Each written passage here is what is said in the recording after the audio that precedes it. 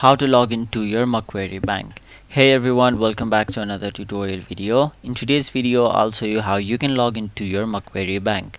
So to do that, first of all, go to any web browser of your preference and in the web address bar, simply type in Macquarie Bank. Now tap on the second link or the link which says macquarie.com.au. After that, you will be taken to the official homepage of Macquarie Bank where you'll have to tap on the login option on the top right side. After that, choose whether you are here to log into your personal banking, your business banking, your broker's account, advisor's account, or corporate and institutional account. So in my case, I'll simply choose personal account and then tap on the option Macquarie Online.